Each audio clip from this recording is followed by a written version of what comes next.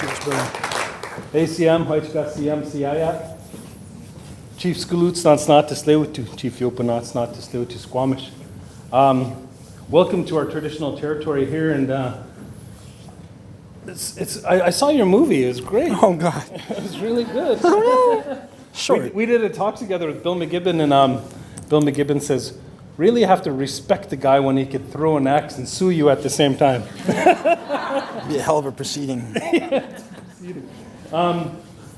But what I saw in that was great, and that's what I try to share when I try to share some of the openings, why we do what we do. And that has to do with the connection to our lands. And, you know, I'm a family therapist, and I remember in school we studied a psychologist, Liv Vygotsky. And he did a study in the 1920s in Russia on people with culture and life and people without. And it was the outcomes are simple. You live longer, you're less stressed, you're more successful for the people that had culture. A whole bunch of good things. And over again, I see that. And for the work that I do, it was important for me to have that in my life.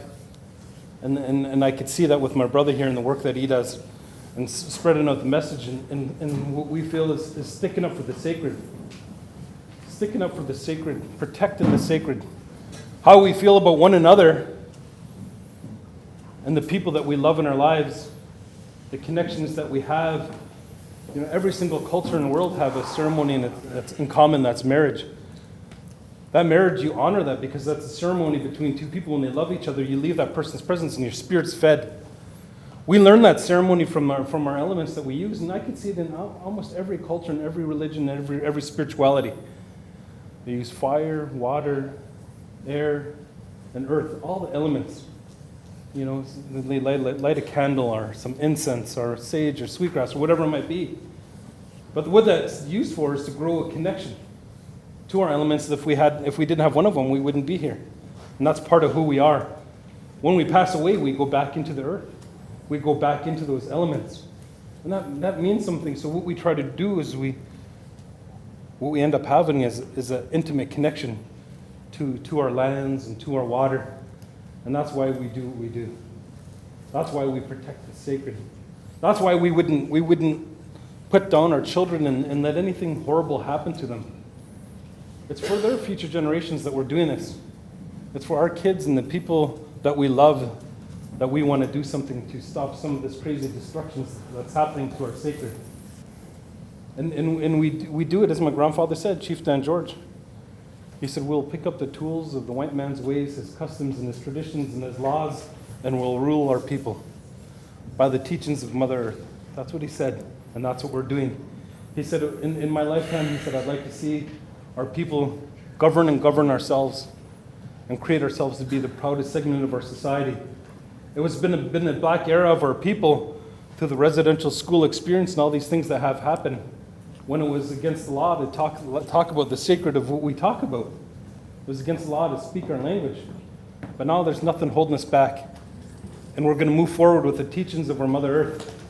And not only are we going to move forward and use the teachings of Mother Earth and incorporate them like I did with my work, like we're doing now, like what my brother does and the work that he does, but we're going to share how we do that. And we're going to remind us what it is to be a human being and to be connected to those beautiful things that make us who we are. So I'm really proud and honored to introduce my good brother here and the good hard work that he does and persevering through.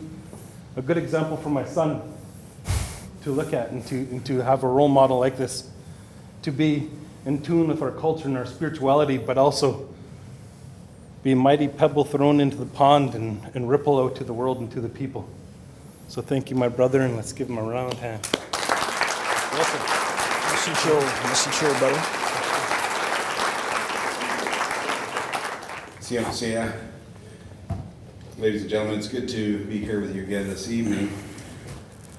On behalf of the Hulkaminum and Amnesty and Lawyers' Rights Watch, the Vancouver Public Library, we want to be able to introduce Caleb to you. My name is Robert Rellis. I'm the Chief Negotiator for the Hulkaminum Treaty Group, and my traditional name is Thalfit. Caleb Behn is a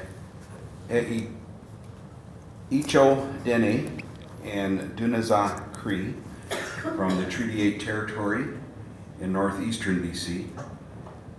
He is recently graduating from the University of Victoria with a Juris Doctorate degree, and is among the first of the UVic law students to be granted the concentration in environmental law and sustainability. Prior to going to law school, he was an oil and gas officer for the West Morley First Nations and a lands manager for the Soto First Nations. So Caleb has been on the front lines of the oil and gas development in his territory through BC's most recent boom in natural gas development. After finishing an undergraduate degree in political science with a focus on Indigenous state relations, he again was hired by the West Morley. He, as has already been said, and I want to thank our representative from Tsleil-Waututh for welcoming us, and also acknowledge the traditional territories of the Tsleil-Waututh, the Musqueam, and the Squamish nations here. He worked on a documentary film called Fractured Land, and it focuses on the impact of hydraulic fracturing and unconventional gas development in Canada and New Zealand. So tonight we're going to be honored to listen to Caleb speak on Indigenous law as a solution to resource conflict in his area, Treaty 8's the unconventional energy development that is currently occurring there through hydraulic fracking. And this apparently Treaty 8 contains the second largest hydrocarbon deposit on the earth. So this has led to litigation, to blockades, to other forms of conflict with First Nations communities. And so tonight Caleb's going to discuss with us the potential for Indigenous laws and legal traditions to ensure the preservation of the environment. So it's a great deal of pleasure that we have the opportunity to listen to Caleb this evening, and again give him a great applause. Oh boy. Well, thank you, sir. Appreciate it.